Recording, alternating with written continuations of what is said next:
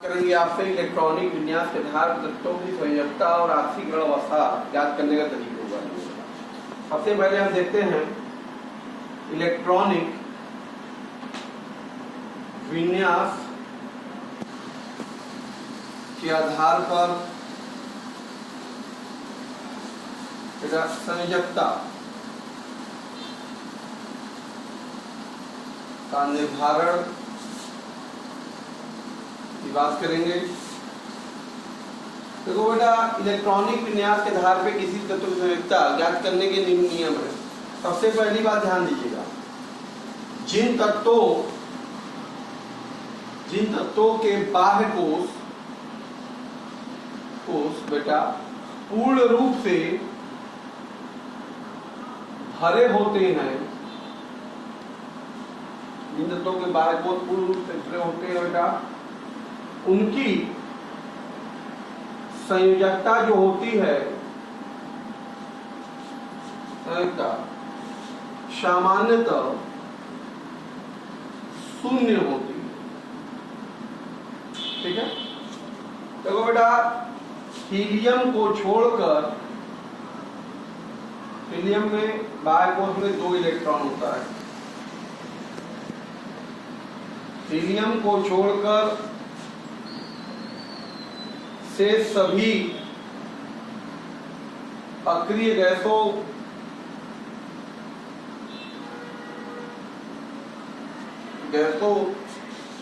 के बाह्य कोष में 8 इलेक्ट्रॉन होते हैं। ठीक है, और इनकी संख्या क्या होगी? 0 होगी।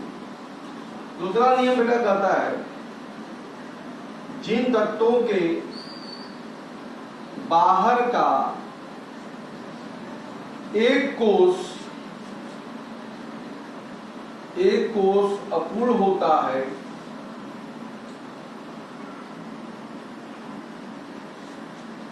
उनकी संयोजकता बाह्य कोष में उपस्थित इलेक्ट्रॉनों की संख्या पर निर्भर करता है। ठीक है बेटा, जिनका बाहर का एक कोष अपूर्ण होगा, उनकी संयोजकता बाह्य कोष में इलेक्ट्रॉनों की संख्या पर निर्भर करेगी। इसमें बताया गया, जिन तत्वों के बाह्य कोष में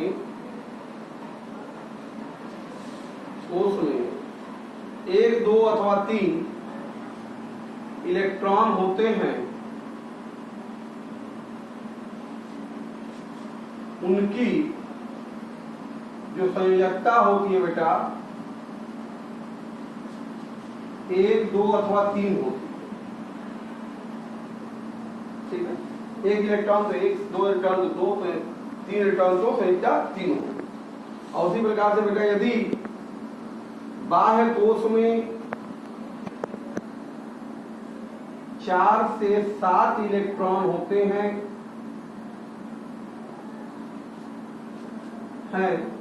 तो उनकी संयोजकता जो है बेटा,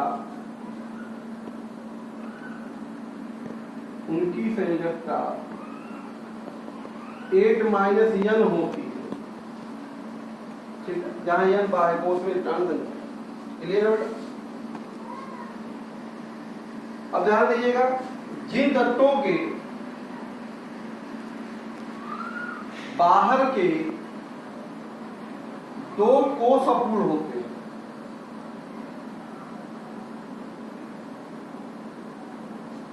बेटा, इन तत्वों के बाहर के 2 कोष अपूर्ण होते हैं, वे परिवर्तित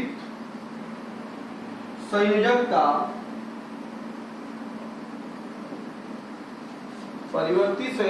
प्रदर्शित करते हैं।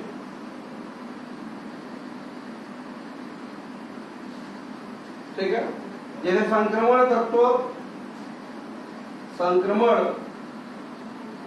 जो तत्व होते हैं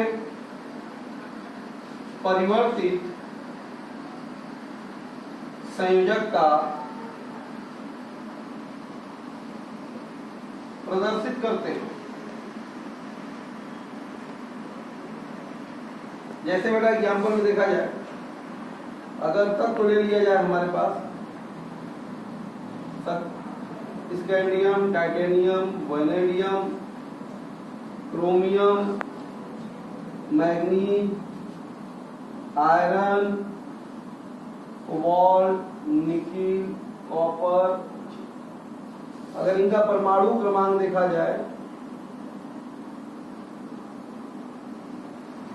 देखो बेटा 21, 22, 23, 24, 25, 26, 27, 28, 29 और 30। इनकी जो सामान्य संयोजकता है बेटा, देखो बेटा स्कैंडियम का होता है 3, टाइटेनियम का बेटा 4 समान संयोजकता, वैनेडियम की भी 4 तो करता है संयोजकता को। क्रोमियम जो होता है बेटा समान संयोजकता 3 होती है, ठीक है। मैग्नीज जो है बेटा ये 2, आयरन जो है 2 और 3 दोनों प्रदर्शित करते हैं, कोबाल्ट 2 तो करता है, निकिल 2, कॉपर 1 और 2 तो करता है, जिंक और 2। तो ये इनकी समान संयोजकताएं हैं बेटा, ये संक्रमण धातु है, ठीक है। जैसे एग्जाम्पल देखते हैं हम लोग कुछ इसमें, जैसे आपसे कह दिया जाए कि परमाणु क्रमांक 4 की संयोजकता बताइए, संयोजकता बताइए। क्या करेंगे आप सिंपली सॉल्यूशन में, तो 4 का इलेक्ट्रॉनिक विन्यास लिखेंगे 1s2 2s2, ठीक है। तो बाह्य कोष में उपस्थित इलेक्ट्रॉन बेटा कितना है? 2। बाह्य कोष 2 है ना, इसमें कितने इलेक्ट्रॉन है? 2। तो सीधी सी बात है संयोजकता कितनी होगी? बताया जितने इलेक्ट्रॉन की संयोजकता इसकी 2। क्लियर है? ऐसे अगला एग्जांपल ले लिया जाए, कह रहा परमाणु क्रमांक 7 की संयोजकता बताइए, संयोजकता बताइए। क्या करेंगे? सिंपली 7 का इलेक्ट्रॉनिक विन्यास लिखेंगे 1s2 2s2 2p3, ठीक है बेटा, ध्यान दो। तो यहाँ पे बाह्य कोष में इलेक्ट्रॉन कितने हैं? बाह्य कोष में इलेक्ट्रॉन देखो दूसरा बाह्य कोष 2 में कितने इलेक्ट्रॉन है? 2 और 3 मिलके 5 इलेक्ट्रॉन। बाह्य कोष में कितने इलेक्ट्रॉन है? 5। तो बेटा संयोजकता क्या होगी? बताओ संयोजकता क्या होगी? 8 माइनस 5 बराबर 3। तो इनकी 7 परमाणु क्रमांक वाली संयोजकता क्या होगी बेटा? 3 होगी। जैसे अगर मान लो आपने दे दिया क्लोरीन की संयोजकता बताइए, क्लोरीन की संयोजकता बताइए, ठीक है। क्या करेंगे? इलेक्ट्रॉनिक विन्यास लिखेंगे, क्लोरीन का क्या 17 होता है, क्या लिखेंगे? 1s2 2s2 2p6 3s2 3p5, 17 हो गया, ठीक है। तो बाह्य कोष में इलेक्ट्रॉन कितना है बेटा? यहाँ पे बाह्य कोष में इलेक्ट्रॉन कितना है? 5 2 7 है। तो संयोजकता कितनी होगी बेटा? क्लियर? संयोजकता कितनी होगी? 8 माइनस 7 बराबर 1, ठीक है। इस तरीके से बेटा कोई भी परमाणु क्रमांक दिया है हम उसकी संयोजकता कैलकुलेट कर सकते हैं। क्लियर है बेटा? विन्यास के आधार पर तो की ऑक्सीकरण अवस्था, ऑक्सीकरण अवस्था का निर्धारण। देखो बेटा किसी भी तत्व की ऑक्सीकरण अवस्था भी ज्ञात करने के नियम। पहला नियम ये कहता है बेटा जो अक्रिय गैस होते हैं, अक्रिय गैसों के बाह्य कोष जो होते हैं बेटा, बाह्य कोष पूर्णतया भरे होते हैं बेटा, अतः इनकी ऑक्सीकरण जो अवस्था होगी, ऑक्सीकरण अवस्था बेटा शून्य होगी। क्या होगी? शून्य। इनकी ऑक्सीकरण संख्या 0, ठीक है। दूसरा देखो बेटा, जिन तत्वों के बाहर के एक कोष अपूर्ण होते हैं उनकी ऑक्सीकरण अवस्था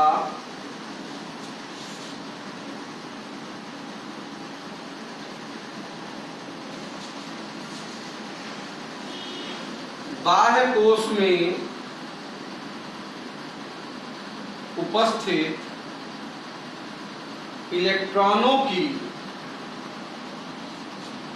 संख्या पर निर्भर करती है।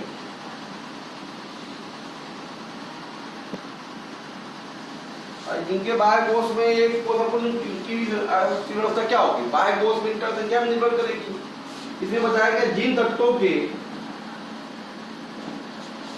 बाह्य कोश में बेटा 1, 2 अथवा 3 इलेक्ट्रॉन होते हैं उनकी ऑक्सीकरण अवस्था जो होती है क्रमशः बेटा +1, +2 अथवा +3 होती है तथा जिन तत्वों के बाह्य कोश में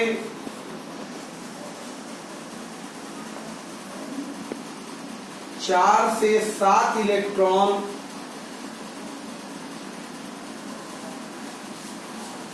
होते हैं उनकी ऑक्सीकरण अवस्था ध्यान दो बेटा N-8 होती है। ठीक है, उनकी ऑक्सीकरण अवस्था क्या होती है? N-8 तथा बेटा ऐसे तत्व जो होते हैं बेटा कुछ यौगिकों में, ऐसे तत्व विभिन्न यौगिकों में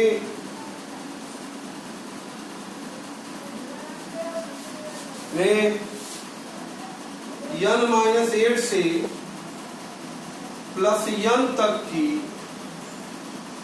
धन ऑक्सीकरण अवस्था दर्शाते हैं। धन ऑक्सीकरण अवस्था दर्शाते हैं। ठीक है, N-8 तो होती है लेकिन कुछ अलग अलग यौगिकों में N-8 से +N तक के दर्शा सकते हैं। तीसरा तो बेटा जिन तत्वों के बाहर के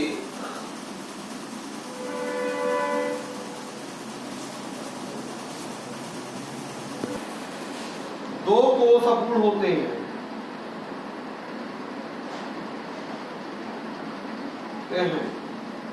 ध्यान दीजिएगा, तो उनकी सामान्य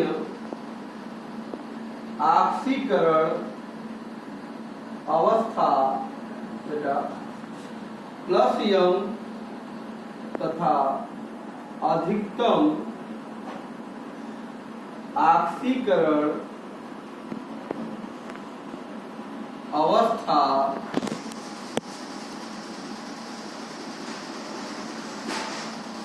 M+N होती है,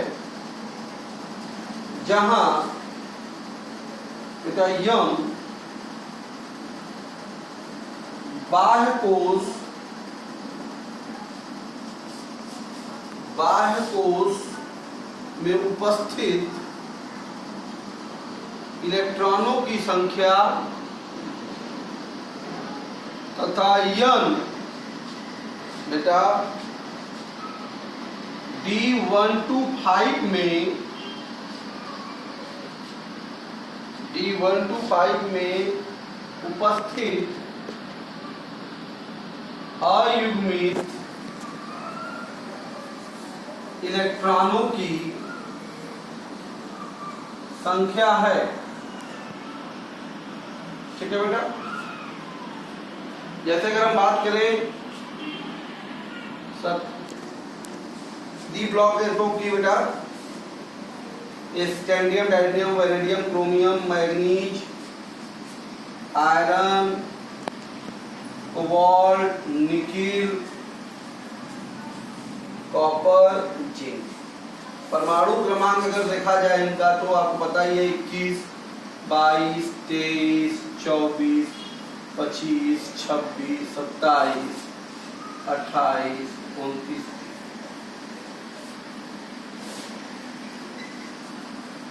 बेटा इनकी जो ऑक्सीकरण अवस्था है, ऑक्सीकरण अवस्था देखो बेटा +2 और +3 हो। टाइटेनियम जो है बेटा +2 और +4 भी शो करती है। वेनेडियम ध्यान दीजिए बेटा +2 +5 भी शो करती है। ठीक है, क्रोमियम जो है +3 शो करती है बेटा। मैग्नीज जो है +2 +7 भी शो करती है।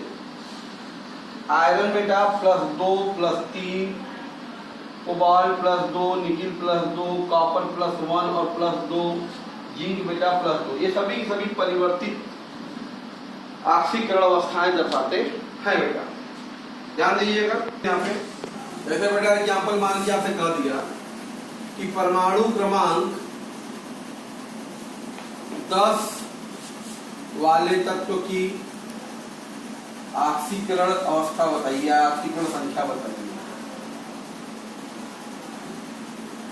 ऑक्सीकरण अवस्था बताइए, ध्यान दीजिए। तो इलेक्ट्रॉनिक विन्यास लिख लीजिए 1s2 2s2 2p6। तो बाह्य कोश में बेटा जो इलेक्ट्रॉन है, बाह्य कोश में इलेक्ट्रॉन कितना है 628 है, मतलब पूर्ण भरित हो गया, पूर्ण रूप से भरा है। तो अक्रिय गैस हो गया, तो निश्चित तौर पे ऑक्सीकरण अवस्था क्या होगी इसकी? ऑक्सीकरण अवस्था क्या आएगी? शून्य आएगी, बेटा 0। इसी प्रकार से मान लिया जाएगा, आपसे कह दिया बेटा कि परमाणु क्रमांक 13 वाले तत्वों की ऑक्सीकरण अवस्था बताइए।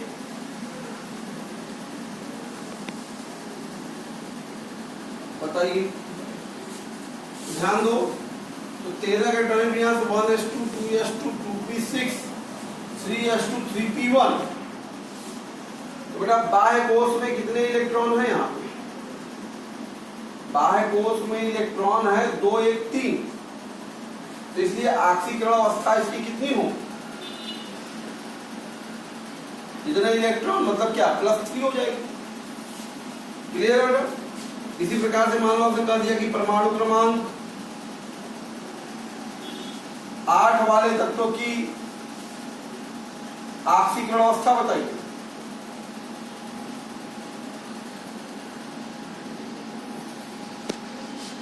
ठीक है,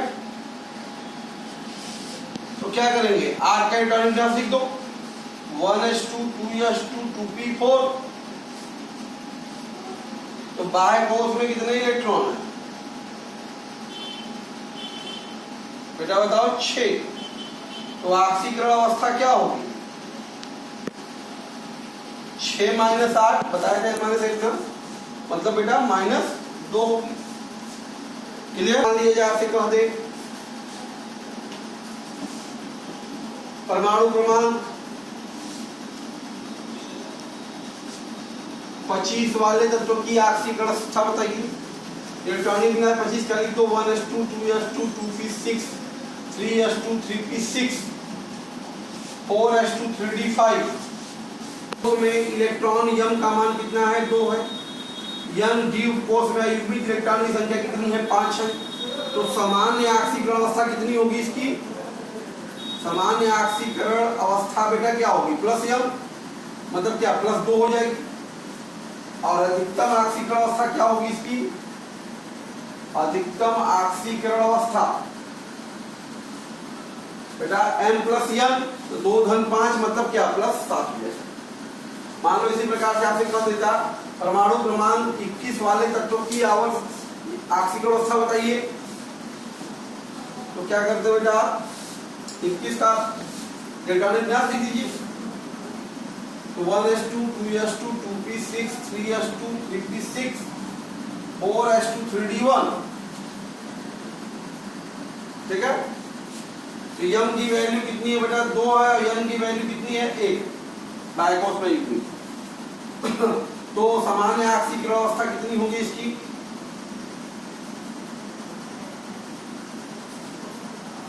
बेटा प्लस, और अधिकतम आक्सीय अवस्था क्या होगी इसकी, होती है 2 धन 1 प्लस 3। क्लियर है बेटा। इस तरीके से हम लोग आक्सीय अवस्था का निर्धारण कर सकते हैं। आज हम आपसे बात कर रहे थे यहाँ पर इलेक्ट्रॉनिक विन्यास के आधार पर उनकी संयोजकता और आक्सीय अवस्था का निर्धारण। आप इस प्रकार से बेटा कर सकते हैं, इसको प्रैक्टिस कीजिए। Okay, thank you.